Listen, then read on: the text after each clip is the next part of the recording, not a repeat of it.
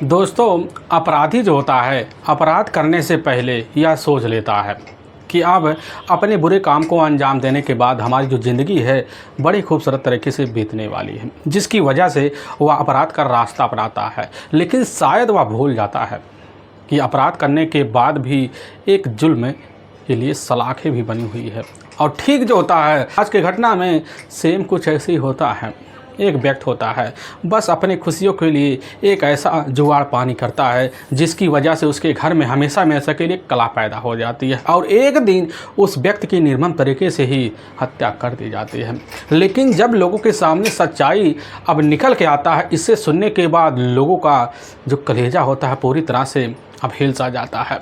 लोग सोचने पर अब मजबूर सा हो जाते हैं कि आखिर एक सीधे साधे व्यक्ति के साथ अचानक अब सुबह के टाइम यह कैसे हो सकता है। नमस्कार दोस्तों, मैं प्रदीप कुमार आपको इस टेढ़ी बात चैनल पे मैं स्वागत करता हूं। दोस्तों आज की यह जो सच्ची घटना है, यह घटना सुनाने से पहले मैं आपसे एक छोटा सा रिक्वेस्ट करना चाहता हूं, क्योंकि आप अगर इस चैनल पर नए हो और पहली बार आए हो तो एक बार जाकर अपने इन्हीं प्यारे हाथों से आप इस चैनल को लाइक और सब्सक्राइब और शेयर ज़रूर करें, ताकि आपकी वजह से इम्पोर्टेंट होने के नाते यह जो वीडियो है आज काफ़ी लोगों तक पहुँचाया जा सके। और इसके लिए हम आपके तहे दिल से शुक्रगुजार रहेंगे। दोस्तों आज की यह जो सच्ची घटना है, यह घटना ठीक बिहार प्रदेश और ठीक उसी का ही जाना माना जिला पड़ता है मुजफ्फरपुर, और ठीक उसी का ही एक मणिपुर गांव पड़ता है और ठीक उसी गांव का ही एक रामजी रोड पड़ता है। उसी रोड पे रहने वाले मुमताज़ अहमद होते हैं,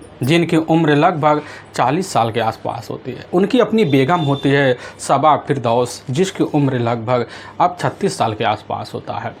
लेकिन मुमताज़ अहमद के टोटल 3 ही बच्चे होते हैं, जिसमें 2 बेटियां और 1 बेटा होता है। लेकिन मुमताज़ अहमद जो होते हैं इधर रतनपुर और असोही जो पंचायत होता है, उसी पंचायत में ही एक ऑफिसर होते हैं, जिसकी वजह से उनके घर में उनका काफ़ी मान सम्मान होता है। उसी मान सम्मान की वजह से उनके इलाके में भी उनका काफ़ी मान सम्मान होता है। लेकिन अब तभी मैं बात कर रहा हूँ 7 जुलाई साल 2025 का ही, अब भोर का वही 3:30 बजे के आसपास का टाइम होता है।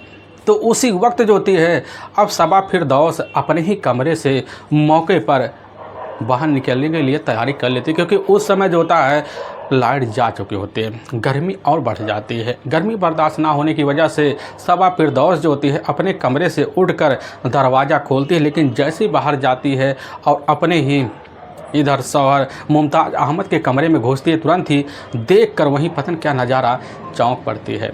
और इसकी चौंक की जो होती है अड़कड़ाहट तुरंत चीख में बदल जाती है, और चीख की जो आवाज़ होती है उसी वक्त अब मुमताज़ अहमद के तीनों बच्चों को लग जाता, और बच्चे जैसे कमरे में पहुंचते हैं तुरंत दहाड़े मार कर चिल्लाना शुरू कर देते हैं, क्योंकि इधर मुमताज़ अहमद जो होते हैं उस कमरे में जो फर्श होता है औते मुँह पूरी तरह से खून से लथपथ अवस्था में पड़े होते हैं। उसी वक्त मुमताज़ इसकी जो खबर होते हैं अब अपने ही जेठ है अब मुश्ताक अहमद को दे देती है, और मुश्ताक अहमद जैसे खबर पाते हैं उसी वक्त अब अपने छोटे भाई के अब मकान में पहुंचते हैं। वह भी नज़ारा देखते पूरी तरह से चीख चिल्ला पड़ते हैं, और उसी वक्त इसकी जो सूचना होता है अब जाकर काजी अब मोहम्मदपुर थाने में दे दिया जाता है। अब वहाँ के एसएचओ साहब होते हैं जयप्रकाश सिंह, जैसी खबर पाते घटना पर पहुँचते हैं।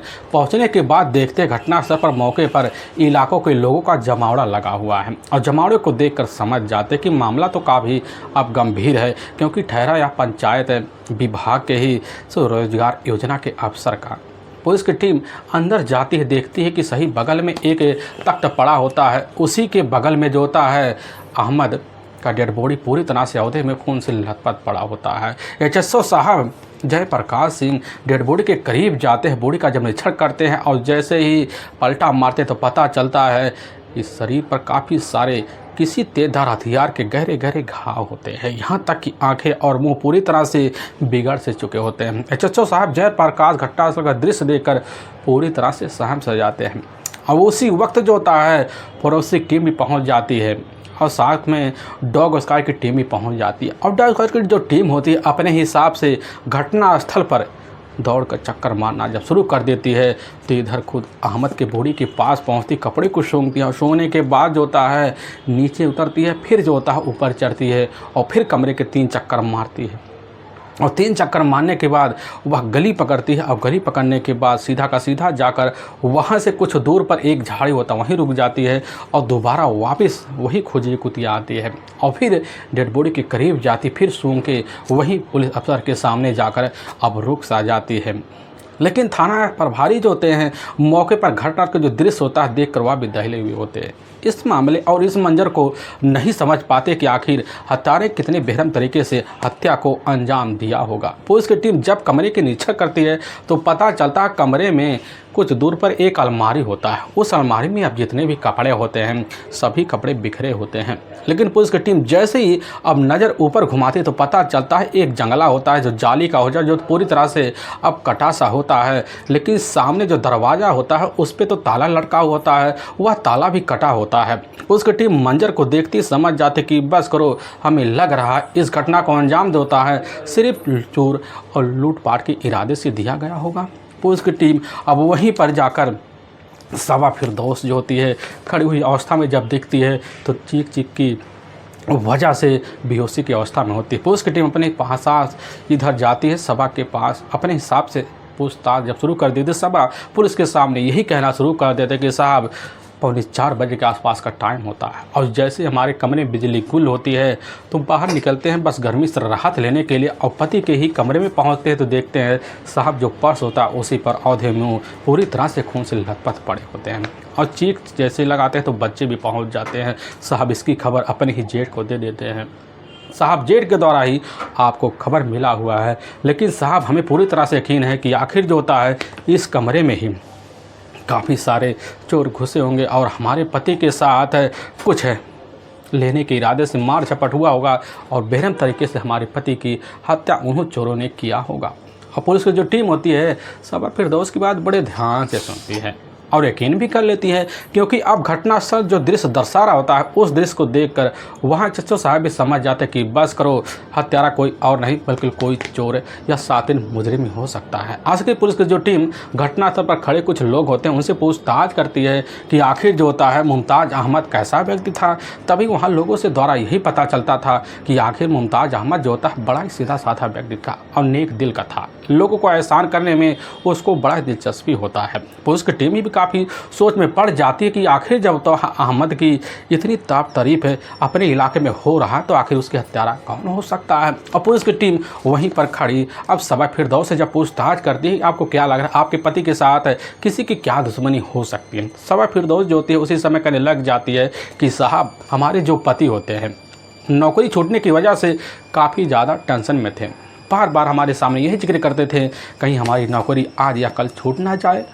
और साहब उनके ही कुछ अपने करीबी दोस्त होते हैं, साहब उनके ही वजह से वह कर्जदार में डूबे हुए होते हैं। हमें शंका साहब उनके कुछ अपनी करीबी दोस्त ने मिलकर कर्ज की वजह से बेरहम तरीके से हत्या की है। अब पुलिस की जो टीम होती है सभा फिरदौस की बात तो सुनती है और सुनने के बाद घटनास्थल की अब तौर तरीके से निरीक्षण तो कर लेती है और फोरेंसिक टीम भी आती है। घटनास्थल पर दृश्य देखती है तो कुछ दूर पर वहीं तेजधार नुकीला हथियार पूरी तरह से खून से लथपथ पड़ा होता है और साइड में बैठने वाला एक झूला भी पड़ा होता है। झूले के पास पुलिस की टीम जाती है, अंदाज़ा भी लगाती है कि आखिर जो होता है रात बिरात जो होता काफ़ी कड़े नींद में इधर मुमताज़ अहमद सोया हुआ होगा और बेरहम तरीके से चोरों ने उसकी हत्या की होगी। पुलिस की टीम अपने हिसाब से वहीं बॉडी का जब मिक्सर करती है, बॉडी को पंजनामा भरती है और उठाकर अपने ही नज़दीकी अब जो सरकारी अस्पताल होता है उसी में पोस्टमार्टम के लिए भिजवा देती है। और पुलिस की टीम इधर खुद मुमताज़ अहमद के अब अपने बड़े भाई मुश्ताक अहमद को अपने पास बुलाती है और कुछ पूछताछ कर लेती है। और जब पूछताछ किया जाता है तो पता चलता है घर में जो होता लगभग 10 लाख रुपए के कुछ जेवरात गायब हुए हैं और पैसे गायब हुए। पुलिस को शंका हो जाता कि बस करो या जो मामला है पूरी तरह से चोरी और लूटपाट के इरादे से है। और पुलिस की जो टीम होती है इस मामले को काफ़ी संज्ञान से भी लेती है और अपने थाने लौटाती है। लेकिन इस केस की और गहराई से जांच पड़ताल करने के लिए पुलिस की जो टीम होती है और उसी वक्त एक टीम लेती है और दोबारा अब मणिपुर पहुंच जाती है। और जब पहुंचती है तो मणिपुर के मोहल्ले में जो रामजी रोड पड़ता है उस इलाके के रोड पर जितने भी मकान होते पुलिस की टीम उनसे कुछ जांच पड़ताल करती है।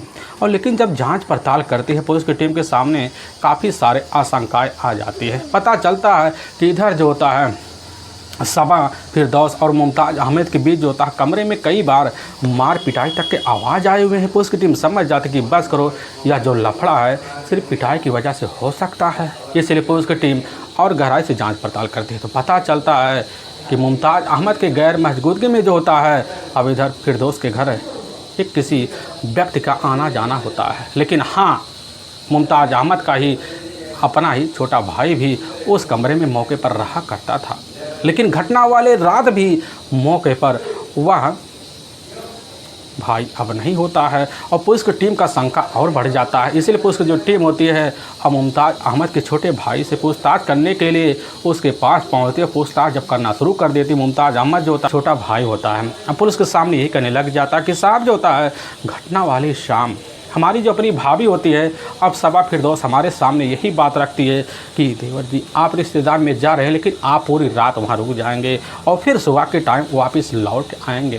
लेकिन यह बात जब पुलिस खुद होता है फिरदौस के ही देवर से सुनती चौंक से जाती है, समझ जाती कि बस करो सबा फिरदौस के मुंह में कुछ ना कुछ सच्चाई छुपी बैठी हुई है। इसलिए दोबारा पुलिस की टीम पहुंचती है, सबा फिरदौस से पूछताछ शुरू कर देती है। लेकिन जब पूछताछ शुरू कर देती सबा फिरदौस जो थी उसी समय अब बयानबाजी आभास दिखाना शुरू कर देती है। आभास की वजह से कहने लग जाते कि साहब रात का जैसे 3 बजे के आसपास का टाइम होता है तो हम अपने पति के साथ जो होता है बेडरूम में मौके पर काफ़ी कड़े में सोए हुए थे और 3 बदमाश कमरे में घुसते हैं और हमारे पति के ऊपर एकाएक जो होता है टूट पड़ते कहने लग जाते हैं कि हमें तुम्हारे अलमारी में रखे हुए पैसे और जेवरात चाहिए। और साहब हम डर जाते हैं, हमारे ऊपर आकर एक बदमाश जो होता है नोक दिखाते हुए हमें अपने कब्जे में ले लेता है और दूसरे कमरे में ले जाकर अब बंद कर देता है। इसके बाद साहब हमारे पति के साथ अंदर झड़पतानी हुई है और उसी की वजह से हमारे पति की हत्या हुई है। और पुलिस की टीम जैसे ही आप बात खुद सबा फिरदौस से सुनती सबा फिरदौस के ऊपर चला जाता है कि आखिर अभी 2 दिन पहले सबा फिरदौस पुलिस के सामने कैसी बयान कर रही होती है, आज कैसा बयान अब कर रही है और शंका और बढ़ जाता है। लेकिन पुलिस की जो टीम होती है सीधा का सीधा जो हाथ होता है अब सबा फिरदौस के ऊपर नहीं डालना चाहती थी। इसीलिए पुलिस की टीम सबसे पहले मुमताज़ अहमद का मोबाइल नंबर लेती है, पूरा CDR डिटेल निकाल देती है और जब पूरा CDR डिटेल निकाला जाता तो उस नंबर में कोई अनजान नंबर नहीं दिखाई देता कि आखिर पुलिस किसी अनजान व्यक्ति पर शंका करे। इसीलिए पुलिस की जो टीम होती है अब बिना टाइम गवाए जाकर सबा फिरदौस का मोबाइल ले लेती है, अपनी कब्जे में लेती है। और लेकिन जैसे पुलिस की टीम गूगल सर्च करना शुरू कर देती है तो उसमें काफ़ी सारे टाइटल आ जाते हैं तो पता चलता कि उस टाइटल में ऐसा शब्द लिखा हुआ है कि पूरा का पूरा जो शंका होता है अब सबा फिरदौस के ऊपर चला जाता है, क्योंकि उसमें हत्या के काफ़ी सारे जानकारी वाले शब्द यूज किए गए होते हैं और शंका और बढ़ जाता है। बनने के बाद पुलिस की जो टीम होती है सबा फिरदौस को अपने कब्जे में लेती है और ले जाती है अपने थाने में बैठाती है, मनोवैज्ञानिक तरीका अपनाती है, तौ तरीके वाली व्यवहार करती है। लेकिन इधर अपने बचाव के लिए सबा फिरदौस जो थे पुलिस के सामने काफ़ी बातें करते हैं उलझने वाली, लेकिन पुलिस के सामने अब काफ़ी सारे सबूत भी होते हैं। सबूतों के बाद पुलिस की टीम सख्ती दिखाते सबा फिरदौस जो होती है बड़े धड़े तरीके से अपने पति अब इधर जाकर मुमताज़ अहमद की हत्या का जुल्म अब कबूल कर लेती है। लेकिन पुलिस के सामने अब जो सच्चाई रखते सुनने के बाद हर किसी का जो कलेजा होता है वह दोस्तों मुँह को भी आ जाता है।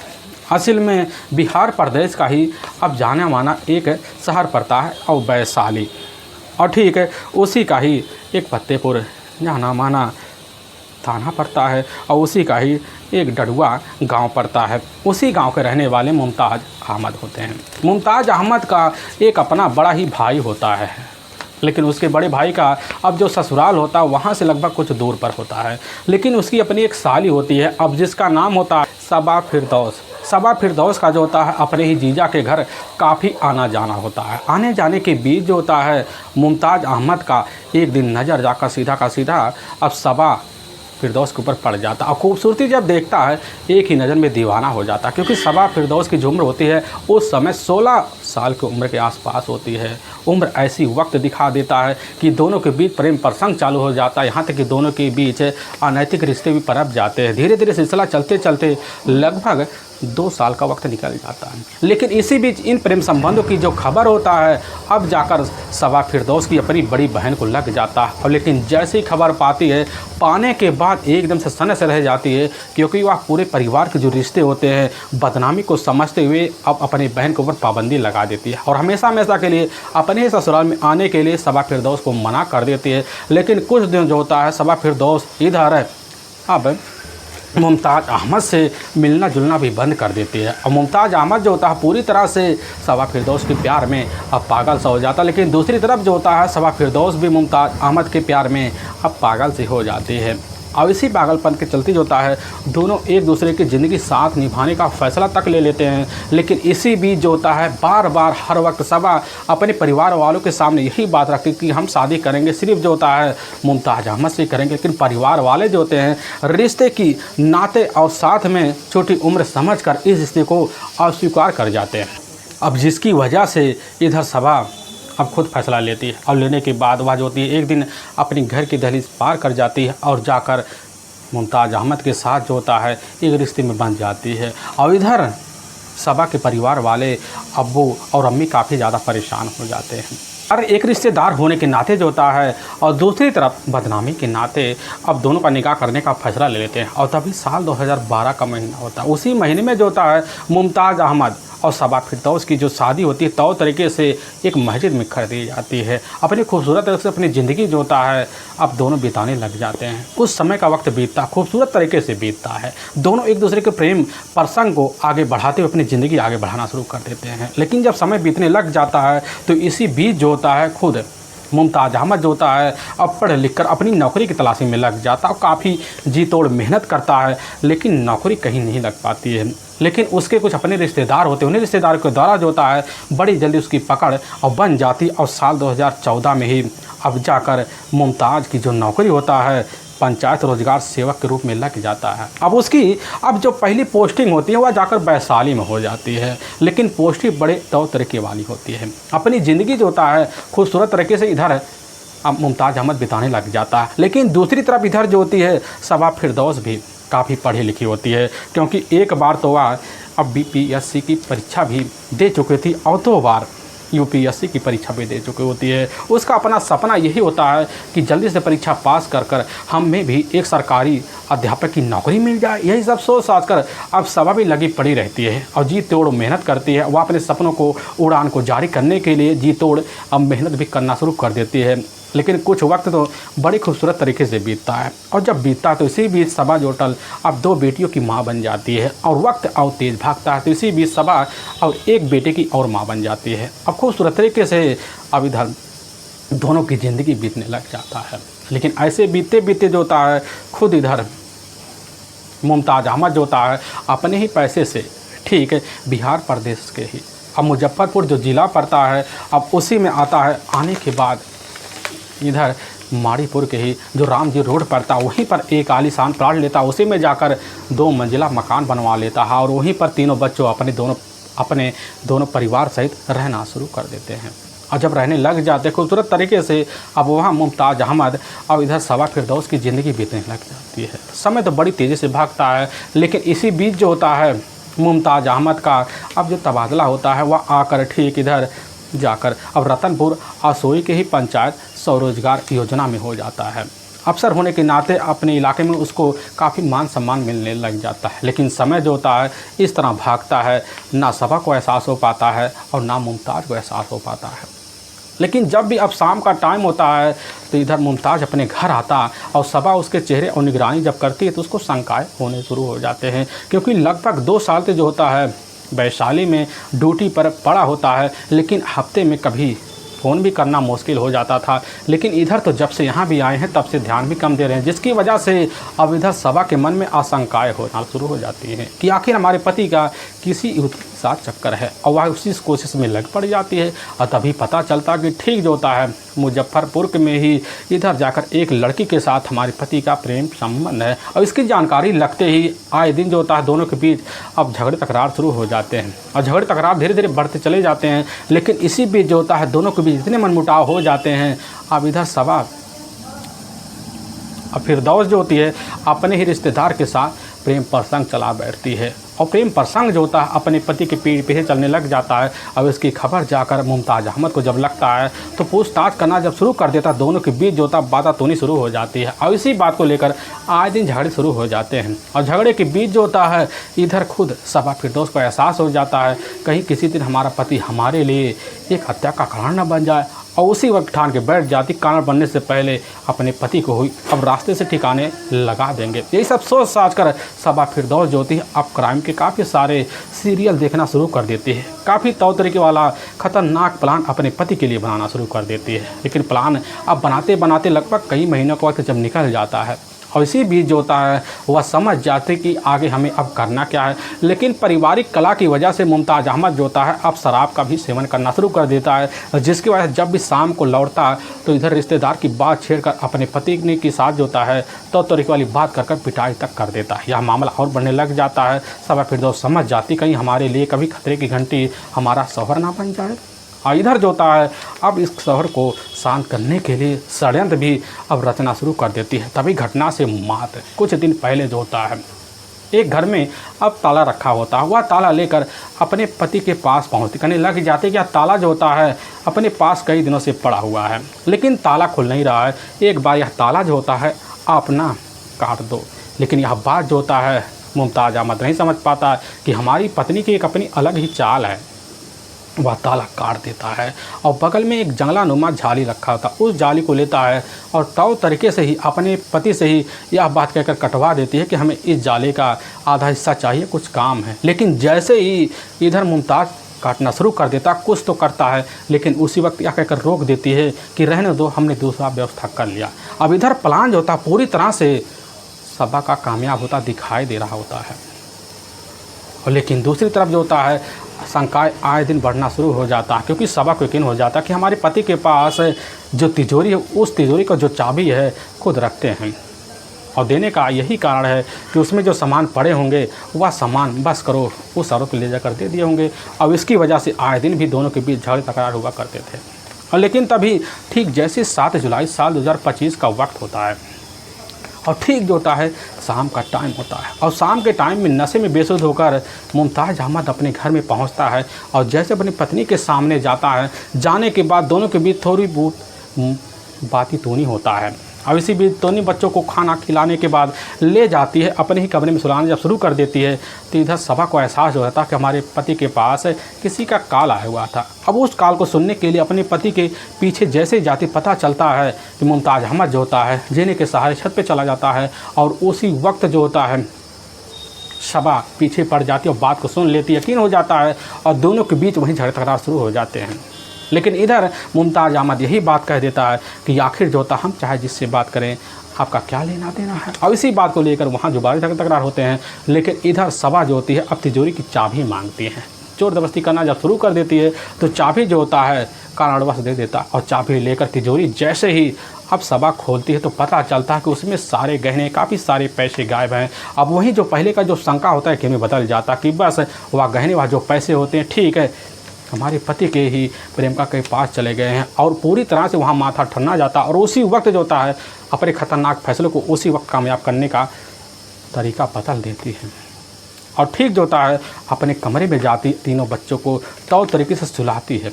लेकिन जैसे ही अब रात का 1:20 के आसपास का टाइम होता है उठती है जाती है। घर में काफ़ी सारे CCTV कैमरे भी लगे होते हैं और उस कैमरे को मौके पर निकलवाने की व्यवस्था तो देखती है लेकिन अब जो DVD होता है उसको भी बंद करके अपने कब्जे में ले लेती है और साथ में अपने कमरे में जाती वहाँ तेज़-धार नुकीला हथियार लेती है और कुछ जोरदार वजनदार पत्थर भी लेती है और लेकर अपने पति के बेडरूम में जाती है। और काफ़ी गहरी नींद में जो होता है मुमताज़ अहमद सो रहा होता है और नींद की अवस्था को देखकर एक तकिए का सहारा लेती है और वहीं अपने पति का बेरहम तरीके से सांस फुलाकर मौत की नींद सुला देती है। लेकिन तब तक तो कुछ देर जैसे बीता तो उसी वक्त मुमताज़ अहमद को होश आ जाता है। अपने आप को संभालने के लिए उठता है तो इधर दूसरी तरफ सबा जो होती है उस हथियार को लेती है और एक के बाद एक वार करना जो होती है पूरे शरीर पर शुरू कर देती है। हवार ऐसा करती है जिसकी वजह से वहीं पर मुमताज़ अहमद दम तोड़ बैठता है।